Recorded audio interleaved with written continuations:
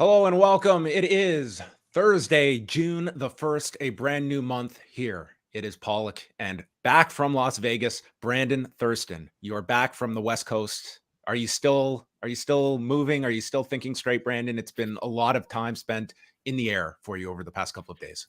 Yeah, I've never been to the Pacific time zone before, but now I have. I went to bed early on Tuesday, but I did catch up and watch Dark Side of the Ring, so I'm prepared for today. Yes, you did the requisite homework as we welcome in our very special guest. He is the co-creator, executive producer of Dark Side of the Ring, which just kicked off its fourth season, airing Tuesday nights at 10 p.m. Eastern on Vice. He is Evan Husney, who is with us. Evan, how are you today? Hey guys, thanks so much for having me. I'm doing good, man. Good to be back. Good to be talking with you again, John. And hey, Brandon, how's it going? Hi.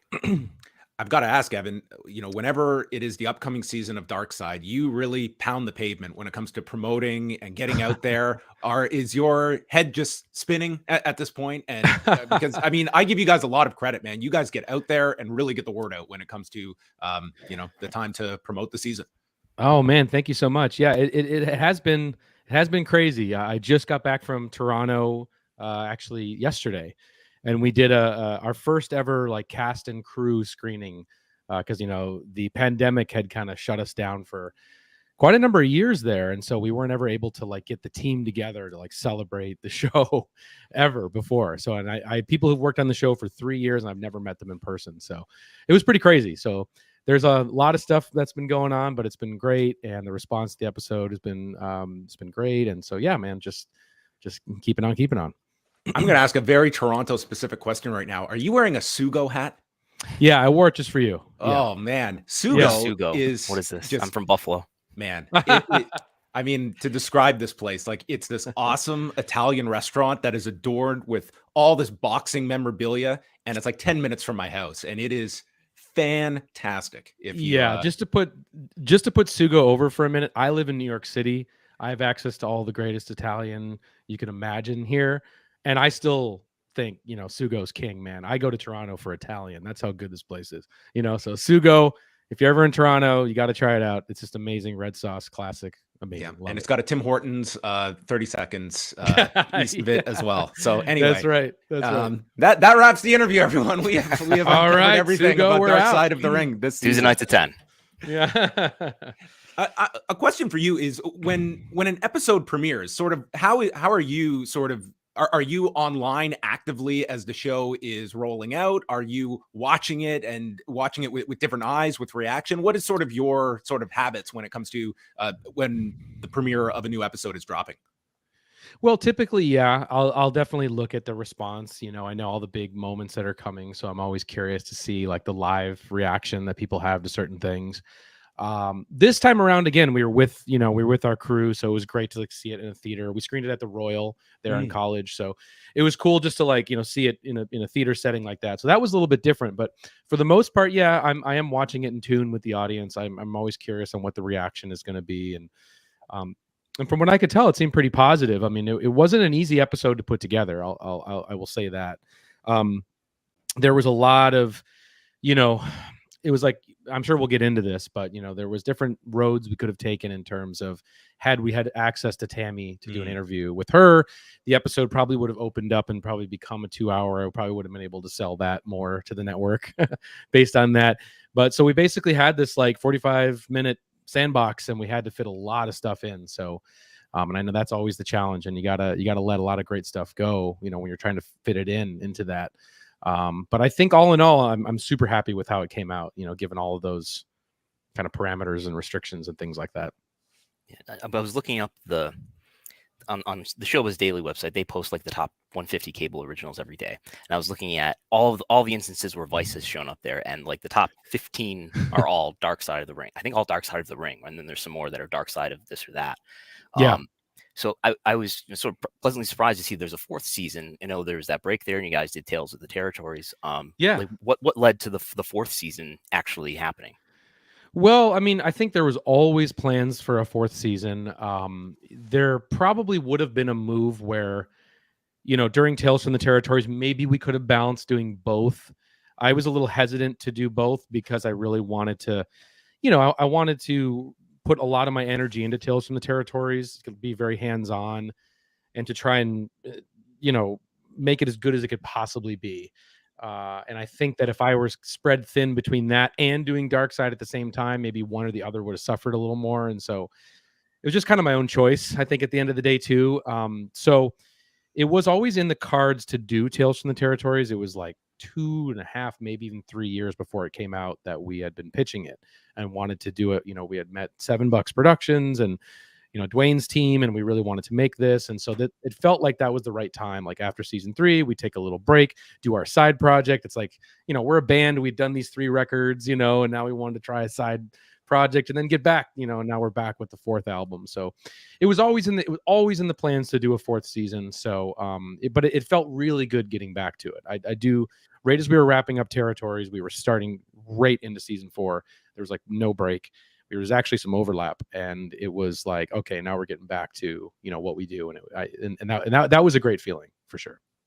Was there ever a time that you felt pretty confident that Tammy would be on board for this episode, or and so that sort of broke down as you guys were already in the midst of putting the show together?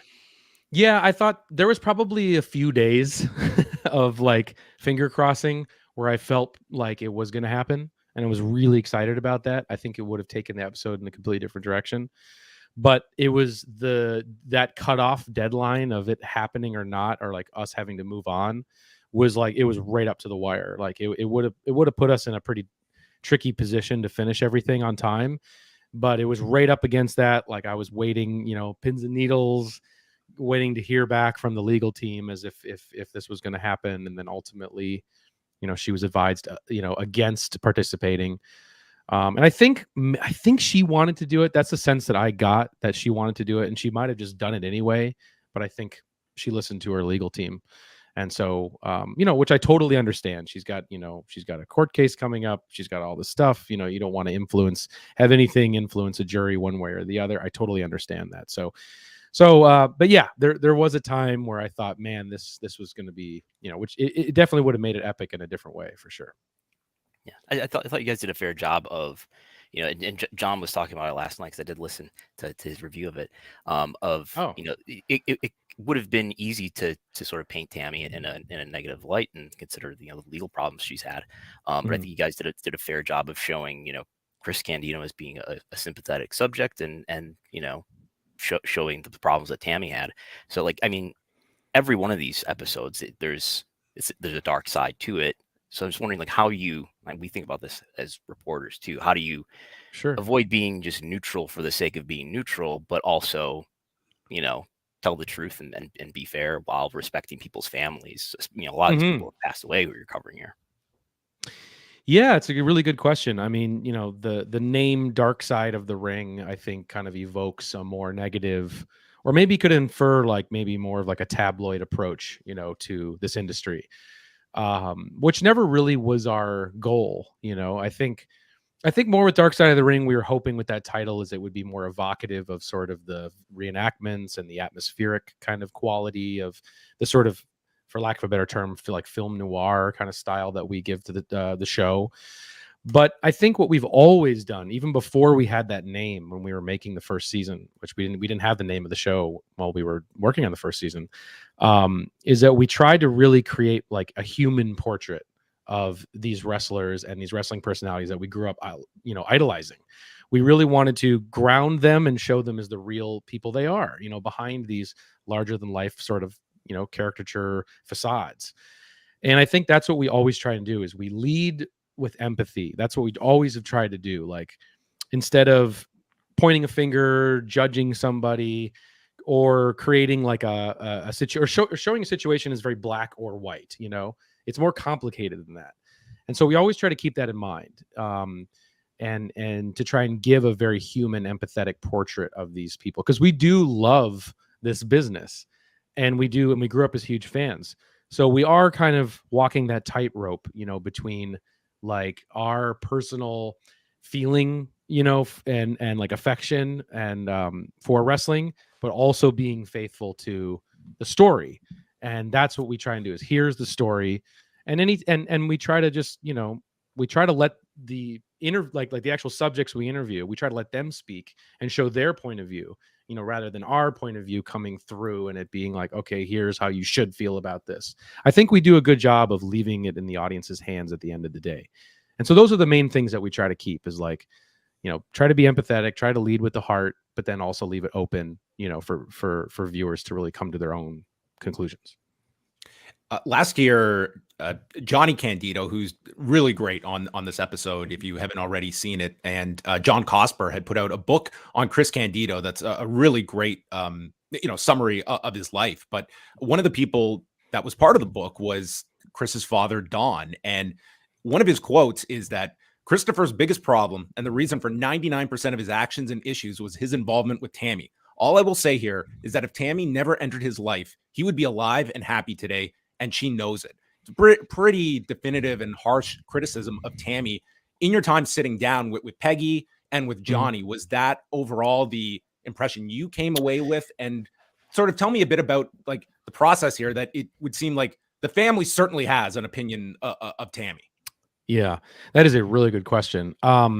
So yeah, it was very obvious just in the conversations. I've read Johnny's book too, you know, as well, leading up to this, which I do recommend. You know, shout out to Johnny Candido's book about Chris. If you're interested in further reading, it's a great thing to pick up for this Chris's story. A lot of eye-opening stuff in there. I did find that in my research and in my initial conversations with the family, they obviously have very strong feelings towards Tammy. You know, pretty much sums up what you're saying there from that quote. But I will say, when it came time to sit down and to do the interview and to tell the story, they were very conscious of not wanting to, for lack of a better term, like take cheap shots or, to be disrespectful, even if in certain cases it might be warranted. They really wanted to be respectful of her, just even given her present situation. It was almost like, it speaks for itself. That was kind of the impression I got from what they were saying. And I think that was the right approach for them to take, of just objectively, they were being very conscious of being respectful and not wanting to, kick somebody when they're down, I guess, if that makes sense. And I think that made the piece stronger at the end of the day, for me, just objectively seeing that. Is there a different criteria that you look at today in terms of what makes a successful show versus season one, when you're trying to get this off the ground, find that following? How have just your own sort of self-evaluation of a show and how it's received changed over the seasons? Yeah. I think, season one, I think we were really trying to figure out what we wanted the show to be. I think in the beginning, we sort of set out for it to really feel like, here's an exploration of this kind of exotic world from the point of view, from outside looking in. Like, this isn't a show that's going to be for wrestling fans. Obviously they're going to watch it, but it's for a general audience. It's for people who, have a cursory understanding of what wrestling is, but maybe they've written it off. Maybe they think it's just a bunch of phony BS, and we're not going to pay attention to it, because a lot of media before had, a lot of documentaries that were produced, or exposés or news programs, or anytime they cover it, they never really gave it the respect, because, it's just a bunch of fake stuff, and so why should we care? And and I think that's led to wrestling kind of being in this sort of gray area, where it's not governed by the same rules and logic that, the rest of the real world is. So I thought it would just be fascinating to try and bring a deeper understanding, of this industry and the people behind it for a more general audience. That's like our main goal, right?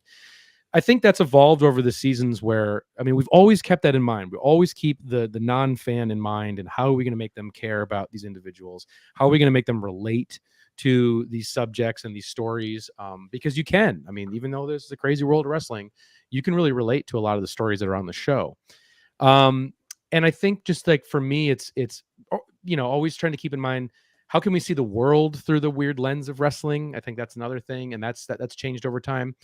But for me, maybe it hasn't changed that much. It's just really about this exploration of, you have the meeting of a very fantastical heightened world with the consequences of reality, and like the blurred lines of those two things kind of meeting.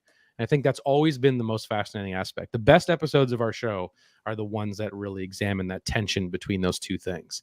That's what we're always looking for with the episodes, is like that tension, I feel like. And with in season 3, there was the Plane Ride from Hell episode, and there was some speculation that maybe there wouldn't be a fourth season because some people would be hesitant about sitting down for interviews with the news that followed out of that episode around Ric Flair and Tommy Dreamer. Was that an issue at all, getting people to tape interviews with you? It really wasn't. No. I mean, some wrestlers, referenced that, but at the end of the day, I mean, it's like, well, first off, the idea that there wouldn't be another season, to me was always very like, I couldn't quite understand that, and I've grown up reading the wrestling newsletters and, a lot of the articles that get written, taking a lot of liberties with some headlines and things like that.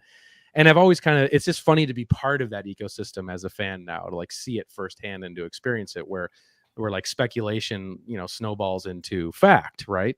Somebody else reports it, and it's the game. Yeah, it just keeps going on and on and on. So it's just funny to see how that takes on a life of its own, when it's like, no, we had a very successful season, and like, there'd be no reason to not make more. But for me, it's like, that situation is very simple. It was, this is the story we were telling, and the people we talked to even ahead of time on the phone to like, okay, what's your story? Okay, great. Then we're going to put you on the show. And this is what they came to share. This is the point of view that they came to share on the show. And we were completely 100% faithful to everybody's point of view and what they wanted to share with that episode. And so I think it got pretty controversial. I don't think really anybody from our side, and even definitely the people who were in the episode, felt like it would have that amount of controversy or blowback or whatever. So I do think there was like walking back, some of the things that, were said on the program and everything. But like for us, it's like, it's never been about, like I was saying earlier, it's never been about like, okay, we're judging somebody and this is a black or white situation, or whatever. This is a complicated situation. And I think for all of us, it's always been at the heart is to tell the story and to be faithful to the point of views of the people that have showed up on camera. And that's, that's what you got with that. And am I getting the detail right that Heidi Doyle, the flight attendant, she broke an NDA to talk with you for that one? I'm not sure exactly what her situation was. Okay. It was, if she did or not, it was basically just, reaching out, and then she agreed to do the interview. The other flight attendant we did speak to didn't agree to do the interview. Okay. Do you have any idea how? I know. Sorry. I was just going to ask, did you get feedback from Heidi Doyle on how she felt the episode came across and presented her story? Because, I mean, in all of this controversy, it seems so much was around Ric Flair that Heidi Doyle was somewhat like forgotten in all of this. And here's someone that goes on camera, on the record. I agree. And speaks about this. And I thought that was kind of an unfortunate part of the controversy and what was focused on. I agree. I mean, I completely agree with that. To answer the first part of your question, she did contact us after seeing it and thanked us, for sharing her story and her experiences. But I totally agree. I think the takeaway, and she says it in the episode, which I think is one aspect of the takeaway of the episode. It's not like, do I wish harm on this person, or, am I trying to, take a shot at this person? No, it's about maybe if this story, in hearing this story, and I think this goes for a lot of the episodes that we do, Grizzly Smith, Chris Benoit, whatever, Owen Hart, is how can you see this story, hear this story, and examine maybe your own experiences? Maybe you were subject to a similar experience, or maybe you did something to somebody else, and you should, maybe examine your behavior, and maybe that helps you, relate to this story on some level. And I think that, in my opinion, was kind of, or should have been at least, the big takeaway from it, and I think to people outside of the wrestling world, I think it probably was.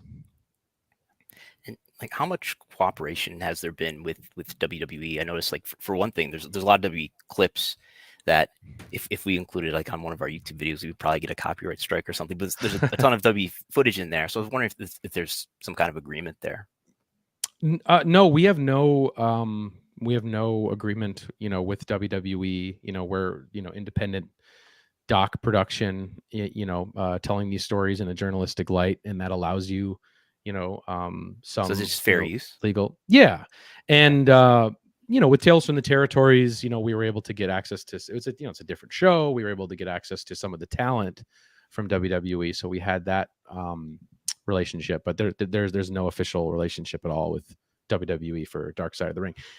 Jerry McDivitt showed up on our season 3 finale, which I would imagine, I don't know for sure, but I would imagine that he, had to get some permission for that. But there's no, formal, relationship between the two. Yeah, of all the episodes I've seen, like that was the most captivating one to me, is just Jerry McDivitt talking about his relationship with Vince. I came away from that being like, somebody could write a movie just about like the relationship between those two. It's amazing. Oh, yeah. It was a really interesting opportunity for us to be able to, tell a story from within WWE, from someone who's so close to Vince and who's been there through so many, the controversies and the legal battles and things like that. It's just a very interesting, I think, fresh new perspective for us to be able to get. And and I totally agree. I was very, very excited when we were able to work with him on that. I think that kind of, was a step in a different direction for sure. As you sort of, you produce so many of these episodes, you get this direct feedback, and you saw sort of the fallout regarding Ric Flair, but in another sense, you bring up Vince McMahon, and it's something very interesting about this industry that I think that there's a lot of reverence for these figures that a lot of the audience has grown up idolizing, that Yeah. I think that there is not the same standard that some of these people that would be held in different industries. And I'm kind of curious about your own thoughts about just professional wrestling. And it seemed that, with the Ric Flair thing, it made me uneasy that it was almost as though, well, this is too big of a star to take down. This is making me uncomfortable as a fan. And I think like it's almost like this tiered system of where this idolization of certain people, that it's like they are above just basic, stories that are reflected on their reputation. Well, it's a complicated thing. It's something our culture has been examining now, I think, for the past several years. I think it goes hand in hand a little bit with what I was saying before, which is any other form of entertainment, any other form of, besides wrestling. I feel like, accountability would be much more of the common expectation. I think in wrestling, there is this harder, firmer line between, the person who they are in real life and the person who they portray on camera, and it's so mixed together and it's so blurred that I think it's allowed this industry, a lot of leeway in certain ways, the way it's looked at by like government agencies, the way it's looked at by, insurance companies, the way it's looked at by a lot of different levels of scrutiny. I think it's unique in that way. I think if a similar situation occurred in any other field, it would be a completely different response, I feel like.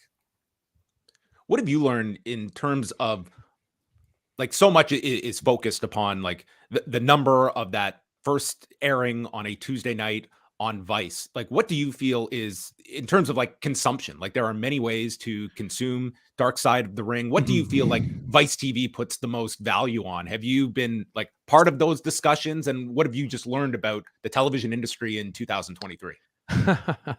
I'm not a huge part of those conversations.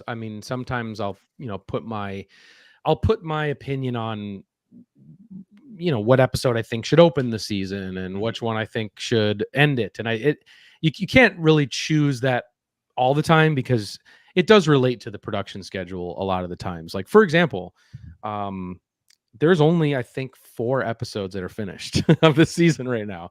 And the other 6, we're actually shooting stuff right now, like in the studio as we speak, for think we're shooting stuff today for the Bam Bam Bigelow episode. So you have to imagine that, like, we're shooting stuff right now that's going to be on the air in 7 weeks. So it's a pretty intense, like, schedule we have. That being said, to answer your question, like, yeah, there isn't a lot of input or thing, I mean, ratings to me, it's like this thing I'm trying to like fully understand. We still are part of the broadcast cable world, like wrestling is, like professional wrestling shows are. But I think our show has taken on these different lives where, yeah, people watch it on broadcast. Probably more of the wrestling crowd watches it on broadcast cable because that's how they're used to watching wrestling, right? Every week. They're evergreen. I mean, this is not like, like right. There's not a whole lot of fans, I think, just pop on a episode of Raw from 2 months ago, but exactly, they have great value in terms of, they do. And that was a huge part of me petitioning to get the show greenlit in the first place was, it was a previous regime at Vice. It's a completely, totally different regime than it is today, or it has been since around like season 2 of the show. But it was really, really, really hard to get this show across the green, like in the green light zone, because there was no familiarity with that wrestling audience, and it was just kind of that age old stereotype of like, wrestling fans aren't affluent and they don't mean their ratings don't mean anything and blah blah blah.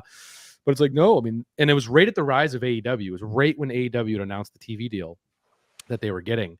And it was like, look, you have 2 major companies now on these different cable channels. And that was a huge part of being able to convince Vice in order to finally pull the trigger to air these shows, because they were sitting on a shelf for a little bit.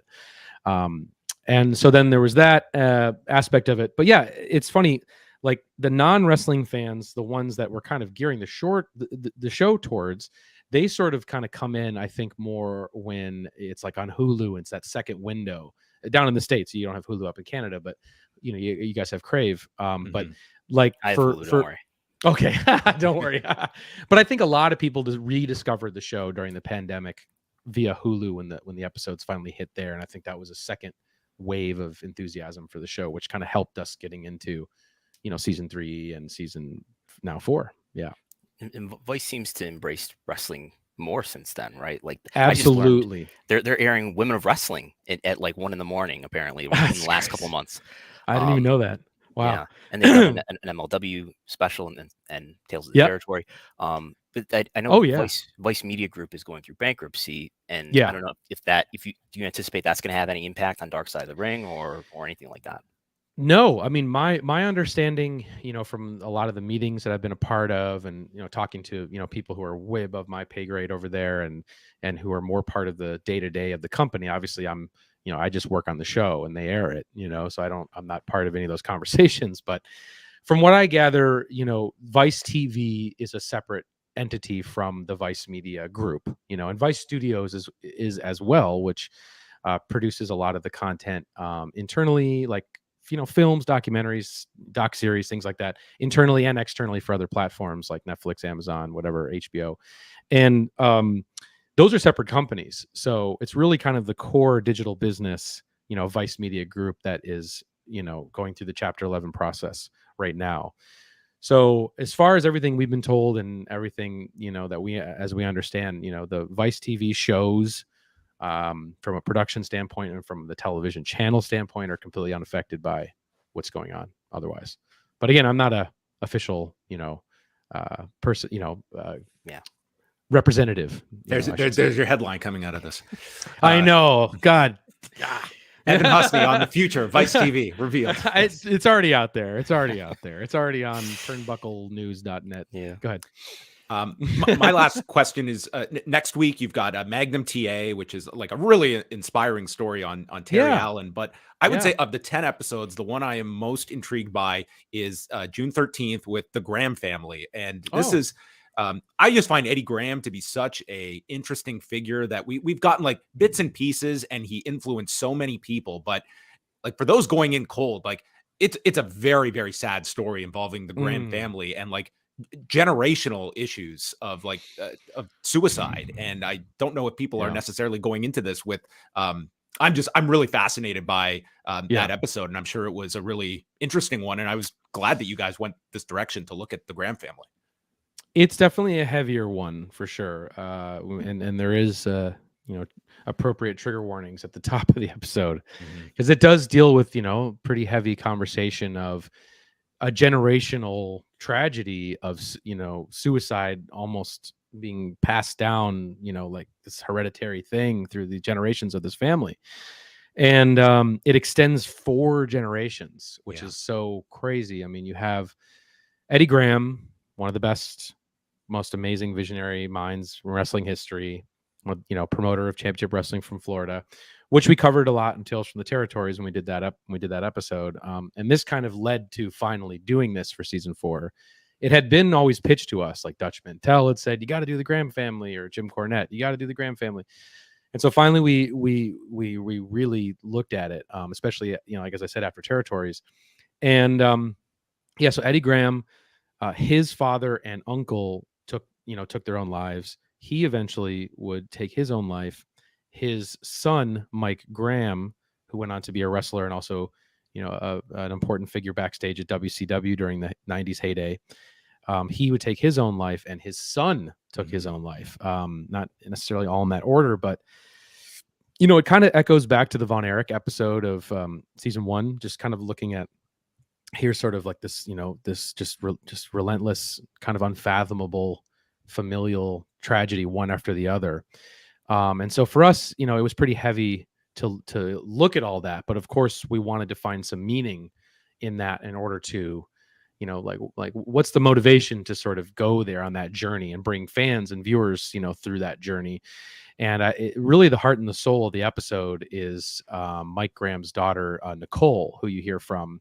I don't think she's ever really done an interview or talked very much about this, but she is sort of the one to break the cycle, if you will, in the family. And that's kind of her big message. That's the title of the episode. It's Breaking the Cycle, the Graham Dynasty. And I think, she's become a big mental health advocate, raising awareness, for this and suicide prevention.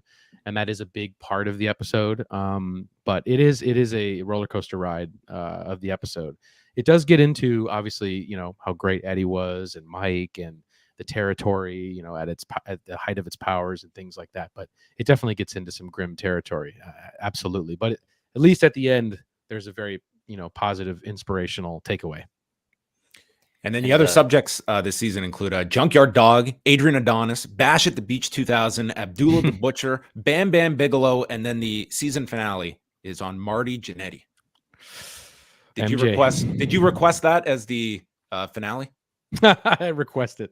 It will. I did actually. I did, and it was able to work out that the schedule wise that we were able to do that.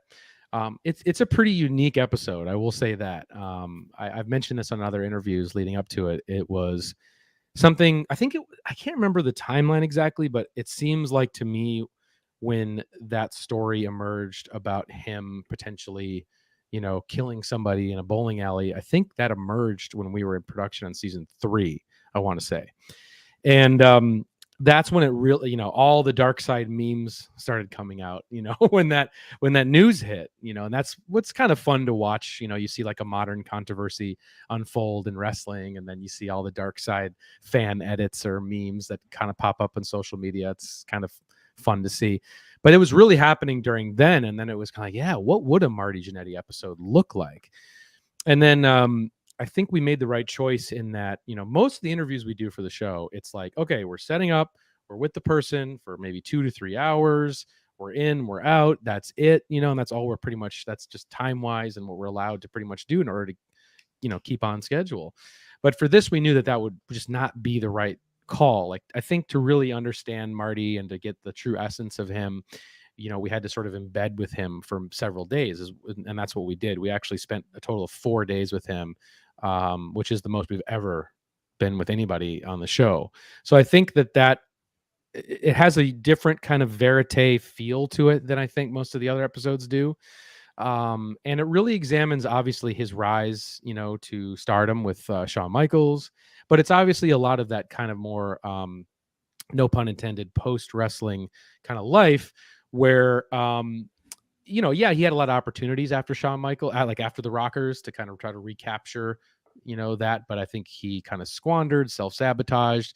He had gone through a lot of drug issues and problems, and we do get into that, but we also get into this kind of like fantasy universe that Marty has kind of created, I think, from being out of the spotlight for so many years. It's kind of perpetuating that same sort of, fictitious storyline universe, despite being out of wrestling for a while. And he's an incredible amount of pain as well, too, which is just crazy. We interviewed his doctors, and we asked his doctors, like, on a scale of 1 to 10, how much pain is Marty in on a day-to-day basis? And they were like, 12, it's 12. And so, so we really get into that. I think it's really a portrait of somebody in wrestling who made a big impact, who's still with us, and, trying to become used to being out of the spotlight. Can you say, is that going to be one of the longer episodes? It's going to be beyond 60 minutes? No, it's a traditional episode length. Yeah. One final question. We'll let you go, Evan. This is a super chat that comes in from our man, Neil. Can any use be made of the unaired portions of the interviews? For example, could they be released in a companion podcast or transcribed in a companion book? Could you see any repurposing for, you must be sitting on just hours and hours. We are. Yeah. Yeah. Great question, Neil. One of the things I've been pitching, and maybe I'll just put it out there, and if people haven't, if there's enthusiasm for this, then maybe it'll help me in my pitching process. But we've been approached by a couple of like podcast production companies, or whatever, producers, about what could a Dark Side of the Ring kind of like podcast look like. And to me, there's so much great footage that we have. Obviously, you have to imagine, like I said, every interview we do is at least 2.5 hours. Wow. Sometimes I think like Bret Hart is 5, like, yeah. Cornets can be, 4, they're long. And there's so much great stuff there, side stories, and sometimes, unfortunately, some of these are kind of the last real big interview of some of these wrestlers who've left us since. Like, I think about, Road Warrior Animal or New Jack, or, people who've left us since doing the interview. And they're kind of these last big interviews. So I think it would be cool, and I've tried to pitch it, is where it's like a podcast series where I think that's the best format for it, honestly. Instead of like, I think extended episodes would be tough to do, because look, we go into the studio, we shoot reenactments, we only shoot the stuff we need, and there's, it would kind of, I don't know, it'd be difficult to do like extended versions. But I think having for sort a of podcast, yeah, for a podcast, yeah, just to like, maybe one of us is like editorializing it, or, framing these long form interviews. And I'm sure fans would love to just, go to town on some of these. And there are a lot of great ones out there, or even folks, none come to mind, who didn't make maybe final, cuts of the episode, or, or only them very briefly. So yeah, I think that would be very cool. I'd love to do that someday. So I've definitely been thinking about it and trying to pitch it. All right. Well, everyone, you can check out season 4 of Dark Side of the Ring Tuesday nights, 10 Eastern on Vice. Evan, thanks for being so generous with your time. All the best this season. And next time you're up in Toronto, we can go grab a meatball. Oh my God, Sugo, you and me will do it. Absolutely. Thanks for having me again, guys. I really appreciate it. And yeah, thanks a lot. Thanks a lot. Thanks, Evan. There we go. Evan Husney from New York City. Brandon, maybe we'll go to Sugo, Forbidden Door weekend. Okay, we'll go. There might not be time. You're right before the Forbidden Pour, maybe. That's right. A great pre-meal before the Forbidden Pour. So yes, that is coming up. In a quick nutshell, how was your trip to Las Vegas?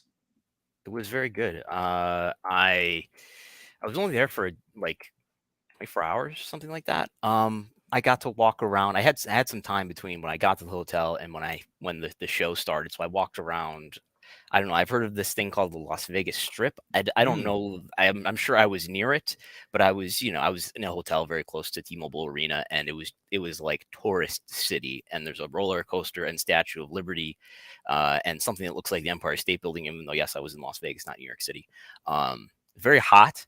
Definitely a desert. There's mountains in the distance, which I've Oh, never yeah. experienced before. You Being should in have gone up Kansas. there with Wheeler Yuta, done some neck bridges.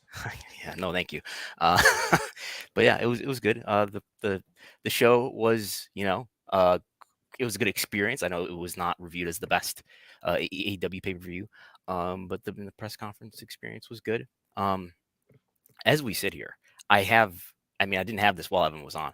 I have Dark Side of the Ring ratings. Well, why don't you drop them on us? Because I have not seen them. Let's see here. 147,000 viewers is what the Chris and Tammy episode did. 147,005 in the demo. 05 This is an exclusive here, folks. That's an exclusive. I don't think this is on Showbuzz. So yeah, the last season of Dark Side, we had the last episode was the steroid trials, which was back in 2021. So that finale did 154,000.06, and that was the second highest of the season. The big one they split up the season. So this second half, you had Chris Kanyon doing 214,000, Dynamite Kid 242,000, Grizzly Smith did 243. The big one was Pillman. Pillman did 272. Yeah. And that was a 2-hour episode. That was a 2-hour episode. So 140 is sort of on the lower end of some of these, although it was ahead of some of these episodes. It was ahead of like XPW, Luna, Johnny K9, FMW. So it was interesting to hear about sort of, Tammy Sitch and what her involvement would or would not have been if it seems, as Evan stated, like at a point they thought they would have her. And she's actually in prison right now, I think. I believe, I don't think she is. So presumably she would be interviewing from prison. Yeah, that's my understanding, is that she's awaiting her trial. And there have been, cases where, you can still do an interview from prison, but I can understand why that's it. So I don't know how much difference maybe that opens up the door, especially if it's a 2-hour episode. Again, I think if you read the book, like, it is much more harsh on like Tammy Sitch, and hearing from the father of Chris Candido and Johnny as well. But it sounds like, for this series, they did not want to maybe necessarily just trash Tammy here, but it's a good companion if you have seen the Dark Side episode. Did you have any other thoughts on the episode, having watched it? Not especially. I mean, next week is Magnum TA, and I'm biased, and I'm awaiting the reenactment silhouettes of Megabyte Magnum TA, which Megabyte Ronnie is apparently the person who is doing the reenactments for Magnum TA. Okay, that's a good casting call. Okay. Yeah, I've seen a picture of him like taking a picture backstage or whatever you would call it, and it looks very correct. Very. Do you have any medical updates on any security guards that took fireballs at Double or Nothing? No, I don't. I don't have any medical updates. This was a Brandon Thurston trainee that was, you got to see his face lit on fire by the Wizard, Chris Jericho. Eric Kubiak, and I think he's done like a AEW Dark match or something like that, somewhere along the lines. Well, we have put it off long enough, because on Wednesday night, big announcement, Brandon. I don't know if you heard this. You were traveling a lot this week. Mm-hmm. CM Punk will be on the debut episode of Collision on June the 17th at the United Center in Chicago. WrestleTix has reported that they are around 6,800 tickets distributed, and I guess we will be very focused on not just that show, but all the ensuing collisions to see what kind of bump that these shows get, with the expectation that Punk will be on these Collision episodes, although he has only been formally announced for the Chicago date. He's on the artwork for the Greensboro Coliseum graphic. So, I mean, I assume he's going to be on all of these if he doesn't have some suspension or conflict before then. I'm looking at the WrestleTix spreadsheet, and it's for Hamilton, which is the low one, is still under 1,730. But this is not since Punk has been announced, so we'll see if that has any impact. I'm kind of expecting that there's not going to be a ton of movement here. Maybe there will be a little bit of movement right now. So maybe the latest WrestleTix updates on these shows will show as much as 1,000 up, something like that. But again, I mentioned it before, that interview that Raphael Morphy did with Chris Jericho a couple of weeks ago, or came out a couple of weeks ago, where he says, it's the on sale dates. That's where I think he said something like 60% of it happens, and then you get something like 30% at the end. And I'm sure this is an unusual case where you have a really significant announcement in the middle of this timeline, but I imagine a lot of that action is still going to happen towards the end. So again, I think it's an evaluation to make once these shows are in the books. Do you think that there was a magic number of tickets sold last week that would have been the tipping point for them of, do we announce Punk? Do we not announce Punk? Like, obviously, if this thing sells out, I don't know if they're announcing Punk, but I'm curious. Like, they moved, obviously, like 6,000 to 7,000. Like, do you feel this announcement would have been made regardless in advance of the show? Depends on really what their creative plans are and like what Tony and Punk want to do in terms of how they debut him. But sure, if it's sold out, if that United Center sold out in a day or something, you don't have to announce him. And then that sort of signal that clearly everybody gets it. And that should tell you that all those other locations, the prospective ticket buyers get it. But it could well be that, hey, ticket sales are not great here. They're not a home run. So maybe we should make it explicitly clear that CM Punk is going to be there.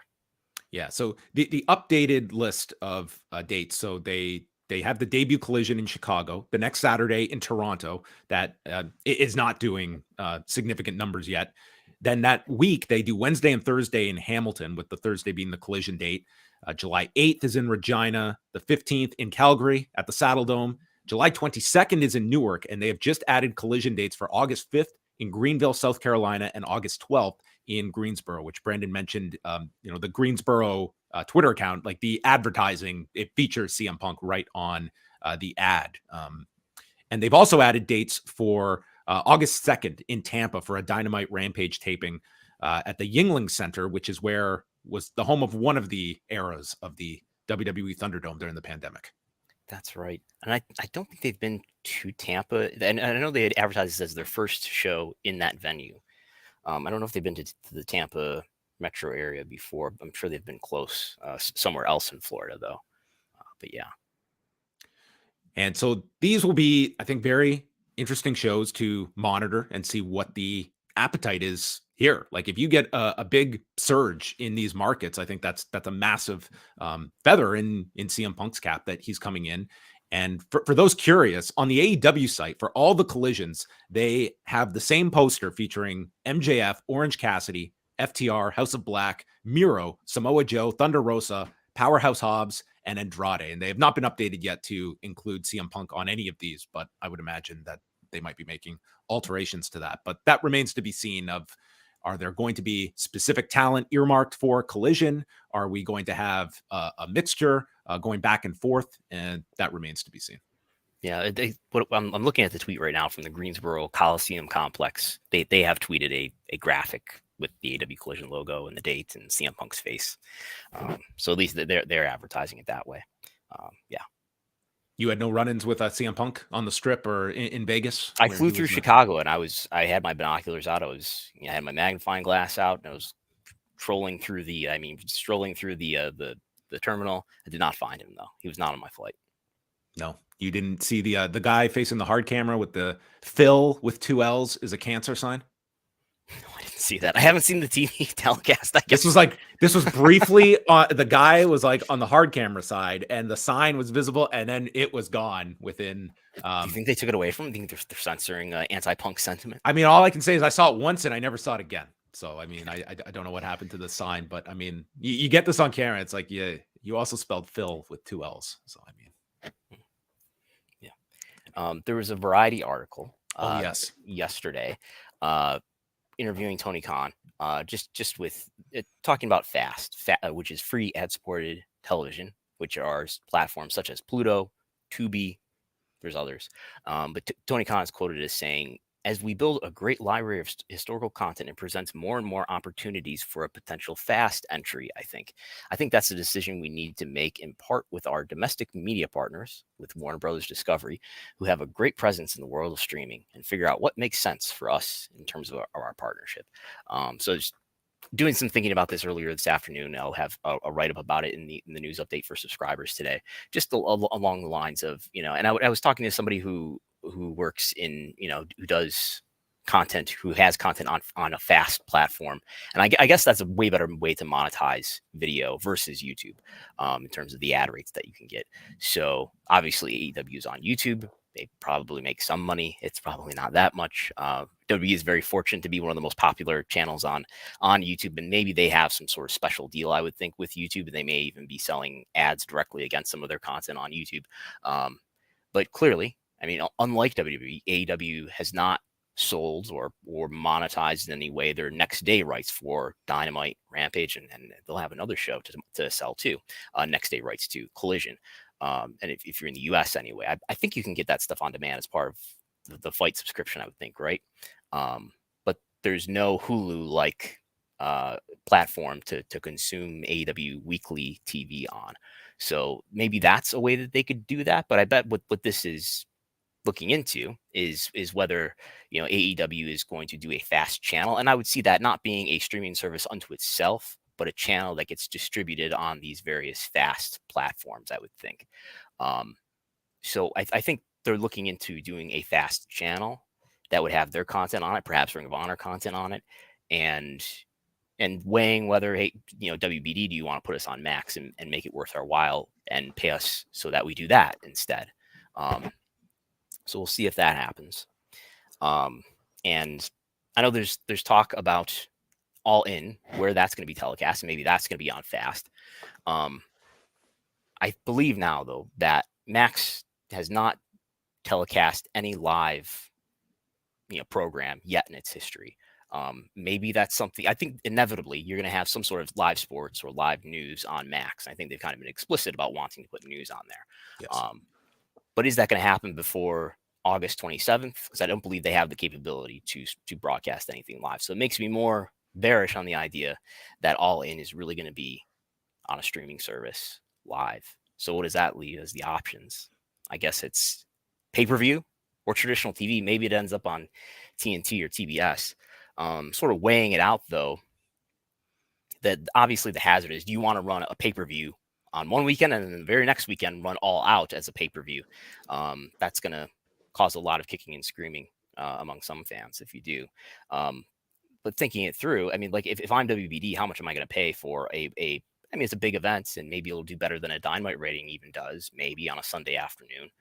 But how much is that worth to WBD? I mean, I think a Dynamite telecast is in ad revenue is not even worth what their current deal is paying them in a rights fee. So that's like $800,000 a week that Dynamite and Rampage are getting.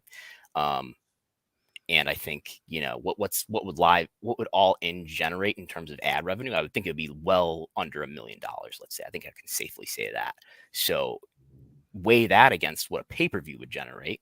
Let's say, you know, I don't know, 100,000 buys or something like that. And I think that's way over net revenue just to AEW, way over $1 million. So I guess just purely thinking in a business sense, it makes more sense to make this a pay-per-view. And I would add in also the point that pay-per-view historically has proved to be a pretty inelastic product. So by that, I mean, no matter what you price it as throughout the history of wrestling pay-per-view, the demand has stayed pretty much the same. There's other factors involved with demand, including the quality of the card and the brand and all that. But I think you make more money certainly doing it that way. The question is how much is it a cost of pissing off your fans, maybe, by running pay-per-views and charging them $50 on 2 consecutive weekends. So I don't know if you have thoughts about that.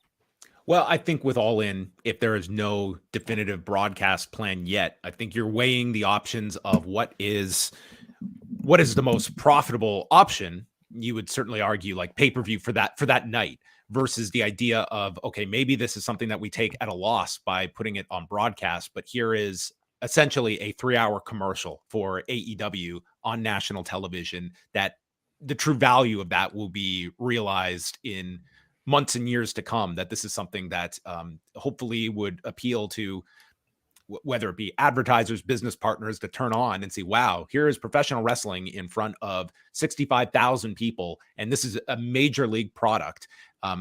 Not all that different.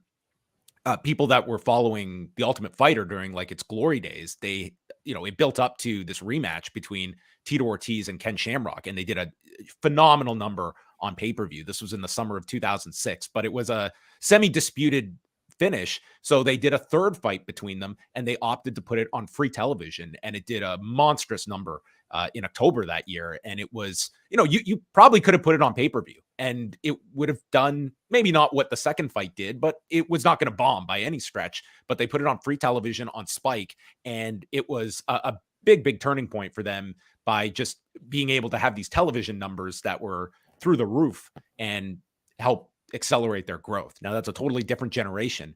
And what does an AEW big event do on a Sunday afternoon on a TNT or a TBS? I mean, I don't know, like without a card or sense of how much anticipation there would be, like what is your ceiling for that? But that could be the thinking too, if they had that option on the table.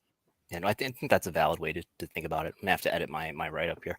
That there's a marketing value in projecting this telecast to the widest possible audience, at least in the United States, and taking a lot less money for it than you can make, maybe practically nothing, versus, I don't know, making $2 million on pay-per-view. There's an argument there. And to refresh people's memories, when Mega Perek was on, I think it was the A to Z Wrestling podcast, that was where, she stated that, we're going to All In and then we're coming back for All Out the next weekend. And I would think she's not just assuming that, we always run Labor Day All Out, but Tony Khan much more cards close to the vest this past weekend at the press conference. I would think she would be among the people who would know. She would be in that circle where I think she would know the schedule a couple months out. But yeah, Tony Khan has not revealed the plans yet for All Out. I would think the idea of back-to-back pay-per-views, that to me would be, why are we running All Out that weekend then? Like, push it off to another weekend, because I do not see that serving much of a purpose. Yeah. So there you have it. That is the latest in AEW. So you are working on your news update for today. So if you want to learn more about this, you can check it out at patreon.com/Wrestlenomics. And Wei Ting and I, if you want to check out our review of Chris and Tammy, the premiere episode of season 4 of Dark Side of the Ring, that is up for Post Wrestling Cafe members at postwrestlingcafe.com. We're going to be doing like 30-minute reviews each Wednesday after Dynamite, chatting this current season of Dark Side of the Ring, if you want to follow along. But a big thank you to Evan Husney for joining us, and all of you jumping in live, including Neil Flanagan with the super chat. Maybe he has just inextricably launched a companion podcast for Dark Side of the Ring that people can look forward to and hear Bret Hart talk for hours about his entire career, which I have interviewed the man for hours. I mean, the man can go. Well, when you're that great, you got a lot to say. Yeah, he's never at a loss. So there you go. Canadian Walk of Fame inductee, yes. Bret the Hitman Hart, who got his star on the Walk of Fame last week. Yep. Will be a landmark that I'm sure wrestling fans will be flocking to in a couple of weeks when they're up here. So that is it. And Wrestlenomics this Sunday will feature Chris Gullo and Brandon Thurston as it will feature me and MJ from NJ. Oh my goodness, MJ getting the call up. Okay. Yes, Jesse and Gullo are both off this coming Sunday. Boy. So we're calling in our designated hitter. Okay, the CM Punk of Wrestlenomics. It is MJ from NJ who will be be coming up and dropping his pipe bomb. So look out for that this coming weekend. And thanks to everyone for joining us. We will be back next week. You won't believe who we have as a guest. We don't know either, but look out for us next week. That is it for us. Thank you, everyone. Goodbye.